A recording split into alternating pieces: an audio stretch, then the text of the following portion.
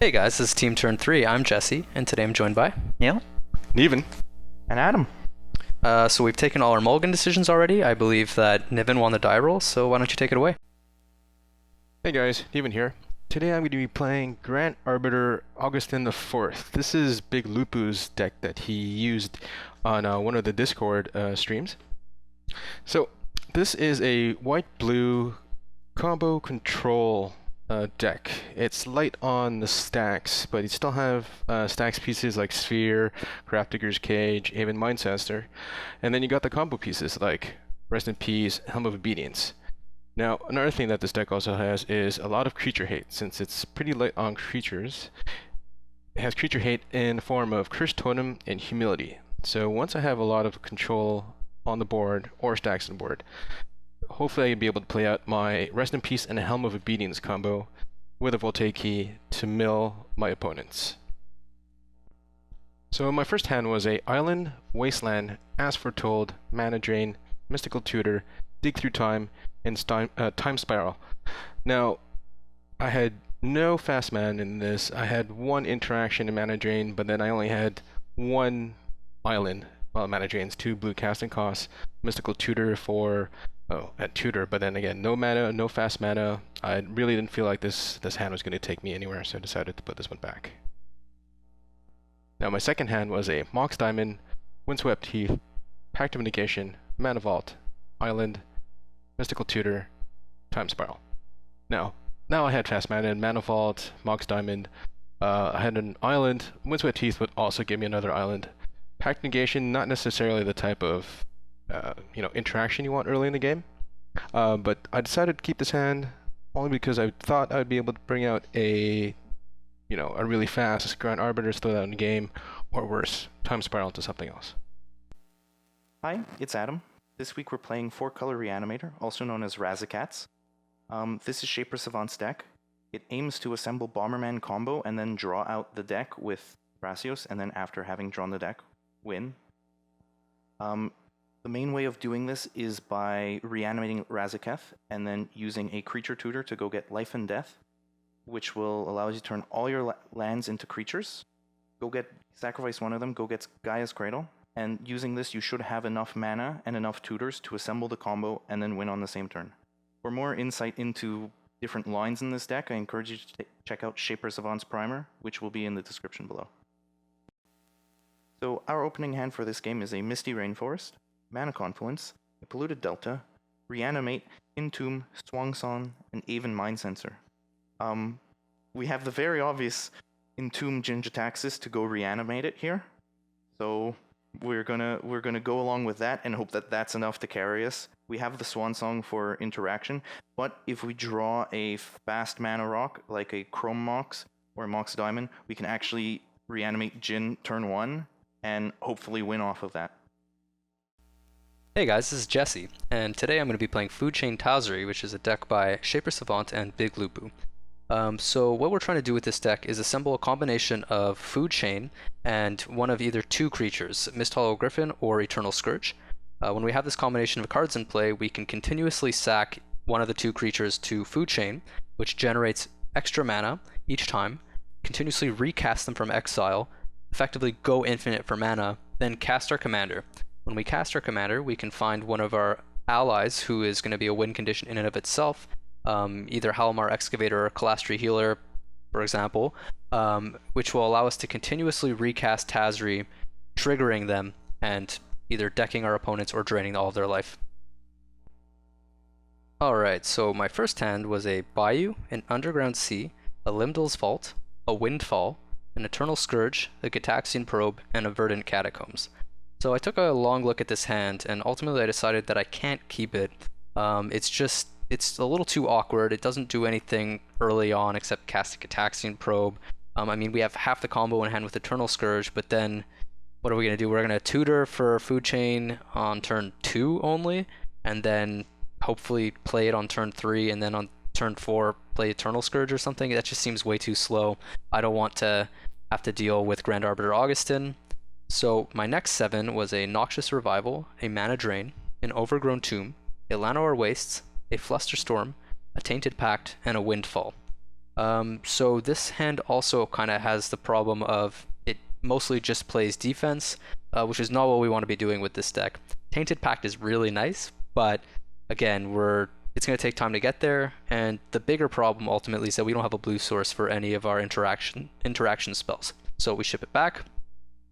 And then our next hand was a Tainted Pact, an Imperial Seal, a Laboratory Maniac, a Mana Crypt, a City of Brass, and a Dispel. So this is a much better hand. The interesting thing about this hand is that when I look at it, I don't immediately think about my food chain line. I actually think that Laboratory Maniac into Tainted Pact is probably the safest bet. And the nice thing about this is that this is going to play very well around Grand Arbiter Augustin, even if he comes down very early. So I decided to keep this hand. I scryed, and I saw Nature's Claim on top, and ultimately decided that I don't want the Nature's Claim. I feel like I could probably be better served with an extra land on top, or just something a little bit more interesting, like some fast mana or something. Hi, I'm Neil. Today I'm going to be playing Ruric Thar Stax. The deck itself is based on a two-hand touches list with slight modifications. It's a bit of a hybrid between Stax and Stompy in the sense that I can either stall people out with Blood Moon, Root Maze, Null Rod, Winter Orb, and cards like that, or against Storm players just by preventing their win condition with Ruric Thar's damage.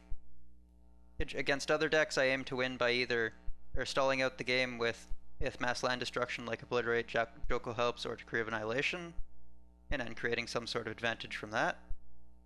And if that still doesn't work, I throw in a combo of Kiki-Jiki and Zealous Conscripts. So for my opener of this game, I just kept my first starting hand of Gaia's Cradle, Blood Moon, Carpless Forest, Bloodstained Mire, Seething Song, Elvish Mystics, and Somberwald Sage. The plan here is just get out an early Ruric Thar with all of my ramp, turn after slam a Blood Moon, and hopefully that will lock people out of the game and give Ruric Thar the chance to do some damage. Excellent. Alright, draw.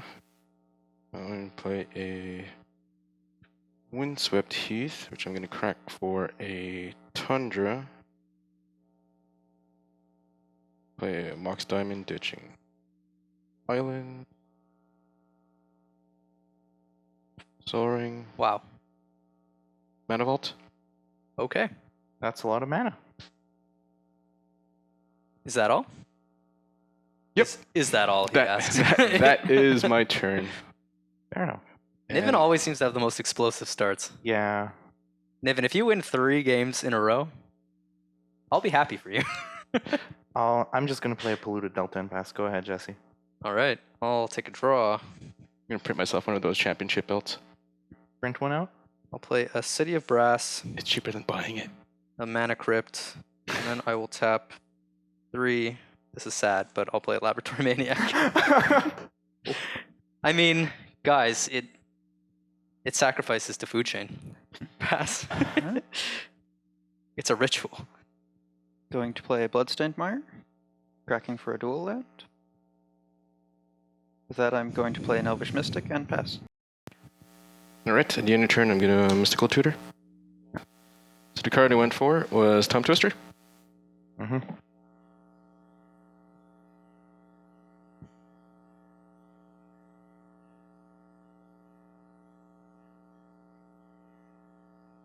Time Twister.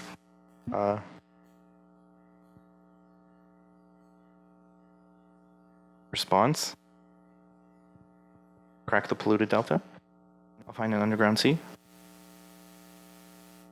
I will Swan Song your Time Twister.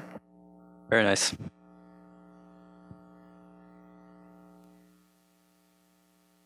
Pact Negation that. Oh. Wait, do you have any other response? Any other response to a Pact of Negation? No, not at all. I'm going to Force of Will, pitching Dispel, and I'm going to target the Time Twister. Thank you, blue players. So your Pact of Negation will resolve, countering the Swan Song? Well, first your Force of Will. resolve countering Time Twister. Then Pact of Negation will resolve countering the Swan Song.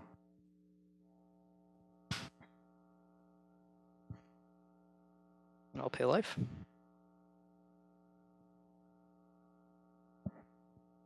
Alright.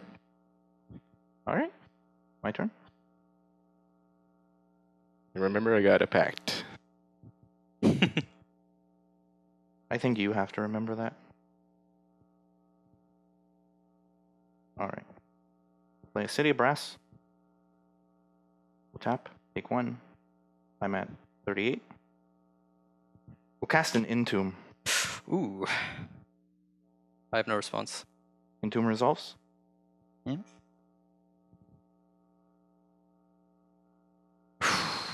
This is never nice. Yeah, You have the reanimation spell to follow it up. maybe. Boy. We'll go find a Jin Ataxius. Oh boy.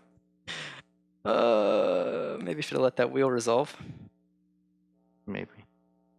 We'll pay a black and we'll cast Reanimate targeting Jin Ataxius. Paying 10 life. No, I'm not paying 10 life. I'm gonna lose 10 life if this spell resolves. Yeah, I have no response. Have fun. Okay, spell resolves. Losing 10 life. Losing 10 life. I'm at 28 now. Alright. Ruric Thar is excited but confused. At beginning of my end step, I will draw 7. 1, 2, 3, 4, 5, 6, 7. What exactly does Jin Cataxius do again? Each opponent's maximum hand size is reduced by 7. Flash, at beginning of your end step, draw some cards. And also, he's a 5/4. Just casually a 5/4. Mm-hmm. Oh, I still have to discard down to hand size That's end right. step.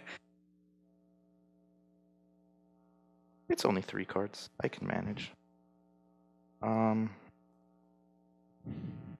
Jin Cataxius is a pretty good card. Discard a Mana Confluence. This is an interesting deck. Rezicats. And Auriok Salvagers.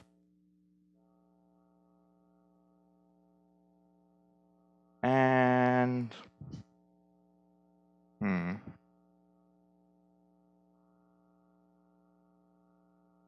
This is a hard one here. I suppose...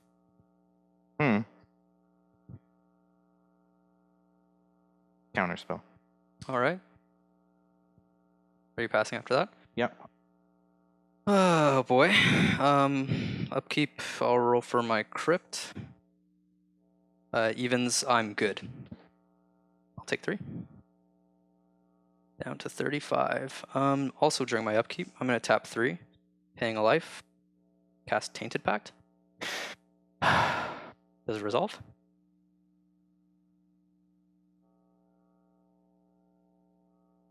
You know what? You know what? Are you gonna pact me? You know what? No, you don't No, do that. No. I'm a sad boy. I've had it happen to me. Yeah, sure. Take your win, Jesse. Okay. So I'm gonna dump my whole library Into exile. into exile.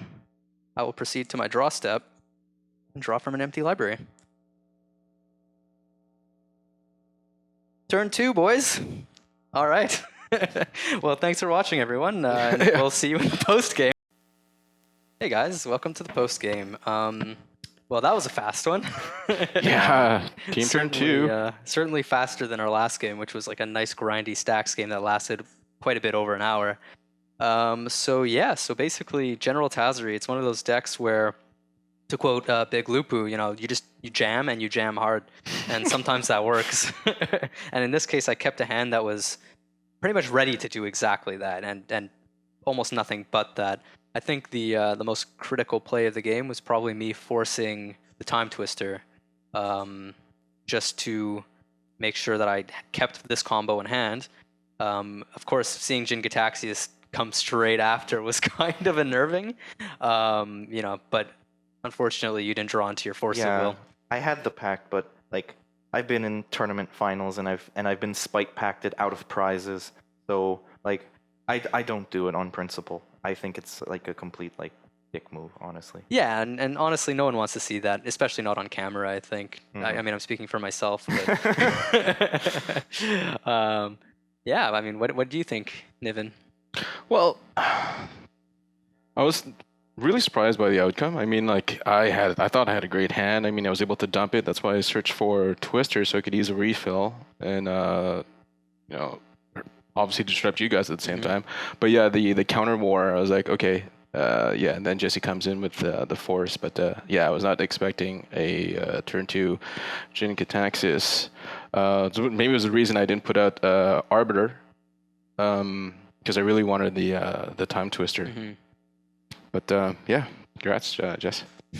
Yeah, I kept like a really greedy hand just for the Jin. I just had the counter spell, the Entomb, the Jin, and then all lands. So it was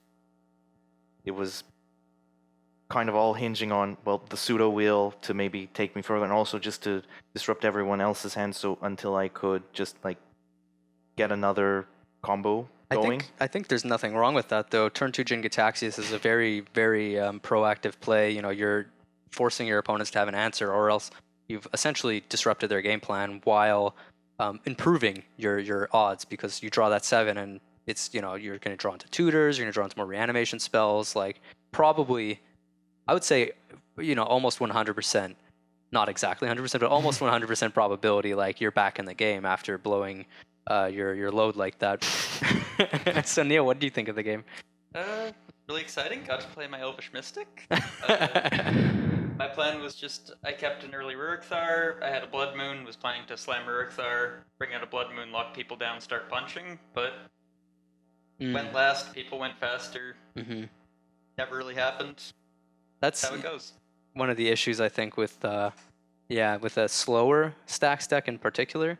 It's sort of, if you had played a Null Rod there, very different game, but you needed exactly Null Rod there, right? Like, I can't think of any other cards in your position other than, like, perhaps like a Blood Moon coming down on turn 1, but you know, it's you can't always necessarily expect your opponents to have such aggressive hands.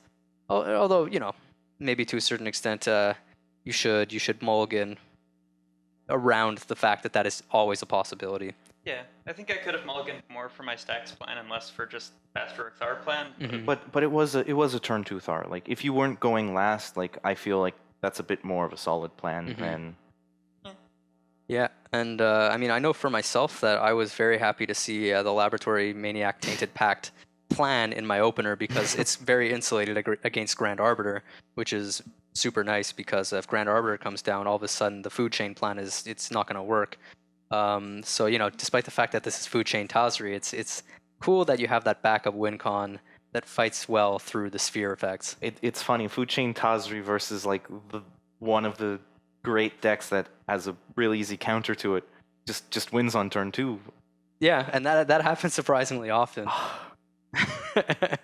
Anyways, I mean, if no one else has any other thoughts, I guess we can call it here. Thanks so much for watching, guys, and we'll see you in the next one.